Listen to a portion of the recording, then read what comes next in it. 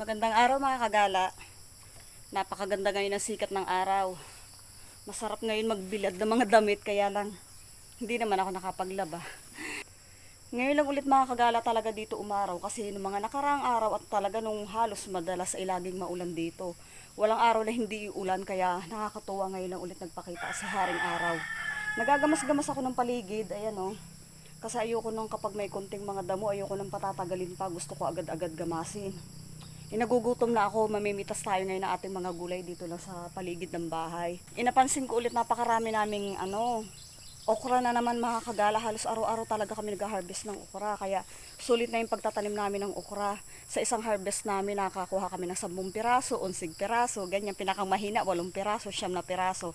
Ayun siya ngayon, ang dami na naman. Kita nyo. Pati mga bulaklak niya, ang dami na naman oh. Tas doon sa dulo, ayan oh. Yan. Yan mga niya oh, bunga niya oh. Gusto ko makagala ganyan lang kasarapan kukunin yung okra. Ayoko nang masyadong pinalalaki. Tapos iano ko lang yan, i-steam ko lang siya ng crunchy. Ayan, dami 'di ba? Oh. Ayan oh, meron kaming patola. Yehey. Ayan yung isa. Tapos wow, tatlo na sila. Ayan oh, tatlo na sila. Oh. Dito mga kagala, sulit na rin yung pagod namin dito sa pagtatanim at pag-aalaga namin ng patola kasi ang dami na rin dito naming na-harvest, may nabigyan na rin kami kapag may napunta dito. Basta kapag may pupunta lang dito at nagkakataong meron, ipinamimigay ko para makatikim naman sila nung mga pinanonood nila sa akin, mga ibinablog ko.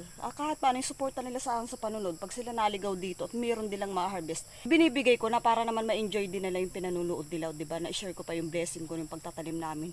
Pinaghirapan namin itanim pero gusto namin ma-share sa iba na makatikim din sila. Kaya pag sa mga gusto timing na meron ito, bibigyan ko kayo. Basta timing lang na mayroon ha. Pero doon naman sa malalayo na kusang nagbibiro, nabibili, ganyan, nakakatamad. Napakalayo, pumunta na lang kayo dito at hindi nyo nabibilin. Basta mayroon, bibigay ko na lang sa inyo. Meron pa dito, pagka isang araw may harvest pa ulit tayo. Ayan, dalawa yan oh. Meron pa dito eh, may nakita pa ako dito. May nakita pa ako ng isang hapon dito. Ay ito, ayan, 'di ba? Ang dami nating ma-harvest na ito pa. Yan. Kaya lang yung sitaw namin, hindi pala siya as in mahahaba. Hindi pala ito yung gusto naming sitaw na mahahaba. Ayan, ganyan na siya kahaba oh. Tara na, simulan na natin mga kagalang pag-harvest ng ating gulay.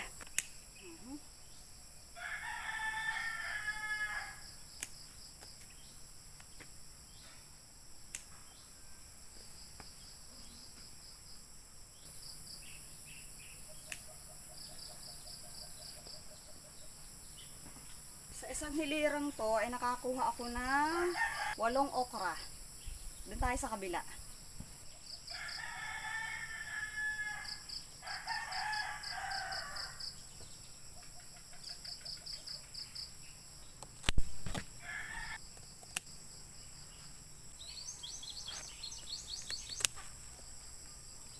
Yan mga kagala, may tanim din kami ditong kalabasa. Ayan oh. Gumagapang na siya. Ayun na siya. Pag tagal-tagal lang may mapagkukuhaan na rin tayo ng mga talbosang kalabasa sa bunga ng kalabasa. Ito pipino to mga kagala. Ayan oh. Bumubulaklak na rin siya. Saka ayun, yan may bulaklak na rin siya. Ayan, hilirang yan, pipino yan.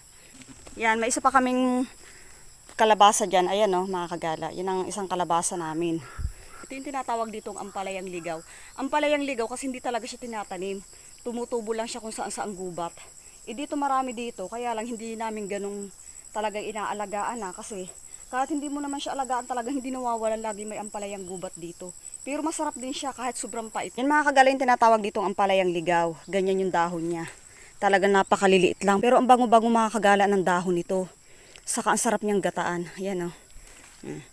Napakasaya lang kasi mga pinagpapagura mong tinatanim-tanim mo na para naglalaro-laro ka lang. Napapakalabangan talaga natin ng malaki ngayon. Ganyan lang siya kay iksi.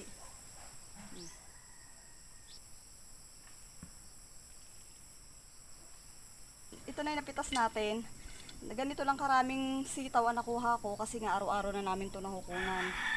Ito yung pinakamarami yung aming okra. Ngayon kukunin natin ang ating patulay.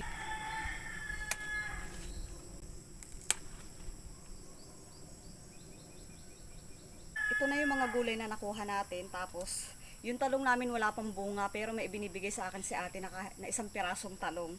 Kasi may talong din siya tanim sa kanila. Sabi niya, isama ko na lang daw. Kaya kukunin natin kay ate yung talong. Oh, di ba? Ang saya-saya. Tara, magluluto na tayo mga kagala. Tanghali na rin naman para agahan at tanghalian na rin natin. Ipasilip ko lang ulit sa inyo ating tahanan.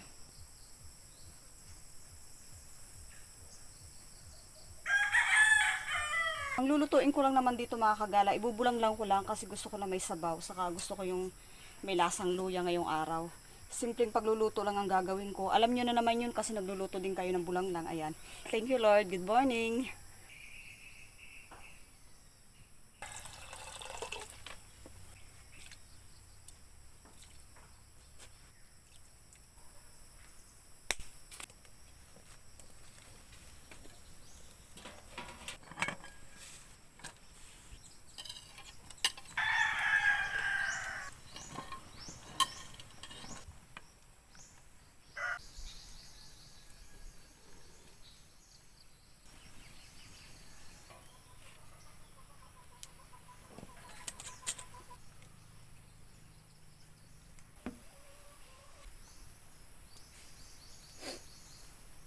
Kain na tayo mga kagala.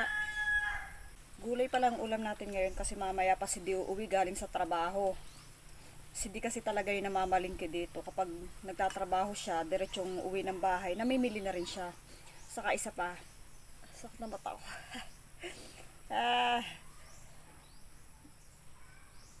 Tamad talaga ako lumabas para mamalingki.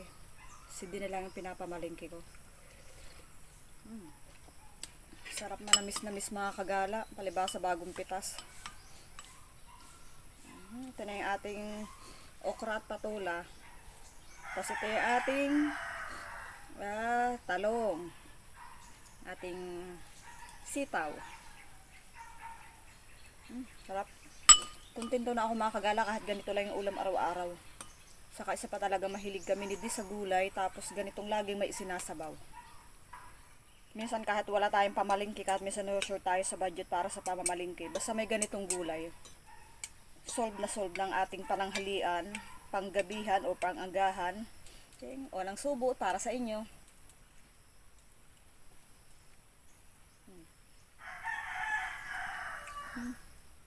Sarap. Nalalasahan mo lang talaga yung saktong lasa ng luya. Sa kunting pampalasa lang na asin at may kunting betchin, yun lang talagang pinakampampalasa natin. Para wala na kung ano-ano pang halo.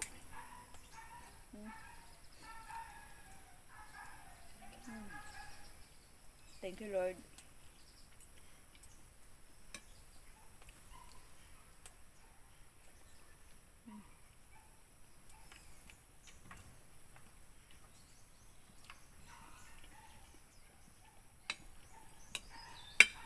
Tingnan natin ang ating talong.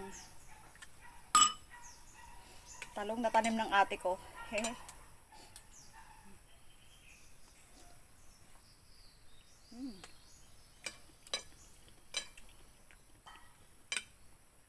Ganitong mga healthy pagkain lang sapat na sa araw-araw.